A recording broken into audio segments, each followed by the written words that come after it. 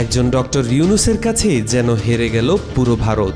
এমনকি হিংসায় জ্বলে পুড়ে ছারখার হচ্ছে দেশটির জনগণ।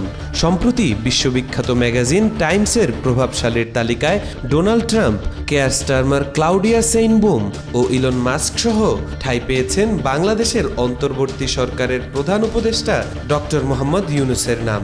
কিন্তু সেখানে নেই কোনো ভারতীয়দের নাম। তাতেই দাউ দাউ করে জ্বলছে ভারতীয়রা। বিশ্বজুড়ে প্রভাব বিস্তারকারী 100 ব্যক্তির তালিকা প্রকাশ করেছে বিখ্যাত মার্কিন সাময়িকী টাইমস ম্যাগাজিন।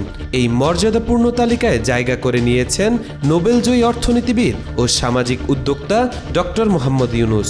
শুধু অর্থনৈতিক খাতেই নয়, ডক্টর ইউনূস এই স্বীকৃতি পেয়েছেন সামাজিক পরিবর্তন ও মানবিক নেতৃত্বের প্রতীক হিসেবে।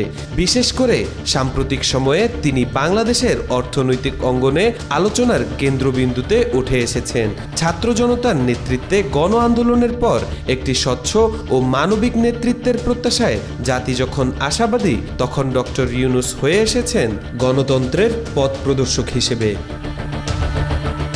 প্রতি বছর বিশ্বের প্রভাবশালী 100 ব্যক্তির এই তালিকা প্রকাশ করে বিখ্যাত সাময়িকীটি। 1999 সাল থেকে প্রতি বছর এই তালিকা প্রকাশিত হচ্ছে। টাইমস ম্যাগাজিনের প্রতিবেদনে ডক্টর ইউনূসের গ্রামীণ ব্যাংকের ভূমিকা, বিশ্বের বিভিন্ন প্রান্তে তার ক্ষুদ্র ঋণ মডেলের বিস্তার ও নারীর ক্ষমতায়নে তার অনন্য অবদান বিশেষভাবে তুলে ধরা হয়েছে। সাবেক মার্কিন পররাষ্ট্রমন্ত্রী হিলারি ক্লিন্টন টাইমসের জন্য লেখা তার এক প্রবন্ধে ইউনূসের ভূয়সী প্রশংসা করে বলেন, তিনি শুধু অর্থনৈতিক বিপ্লব ঘটাননি, বরং বিশ্বের প্রান্তিক মানুষের জীবনে আশার আলো জ্বালিয়েছেন। এখন তিনি আবার বাংলাদেশের গণতান্ত্রিক উত্তরণে গুরুত্বপূর্ণ ভূমিকা রাখছেন। এই স্বীকৃতি বাংলাদেশের জন্য যেমন গর্বের, তেমনি ভবিষ্যতের জন্য এক অনুপ্রেরণাও বটে।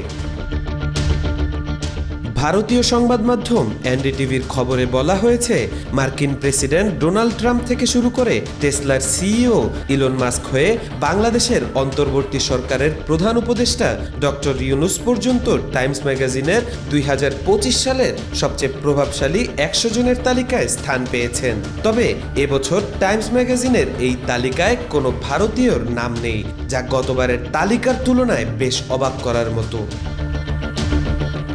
এর আগে 2024 সালে বলিউড অভিনেত্রী আলিয়া ভাট এবং অলিম্পিয়ান কুস্তিগির সাক্ষী মালিকের মতো কয়েকজন ভারতীয় এই তালিকায় ছিলেন। ক্ষমতা গ্রহণের পর থেকেই ডক্টর মোহাম্মদ ইউনূসের প্রতিটি সাফল্যে ভারতের কাটা গায়ে নুনের ছিটা হয়ে দাঁড়াচ্ছে। তাওফিকুল ইসলাম, আজকাল।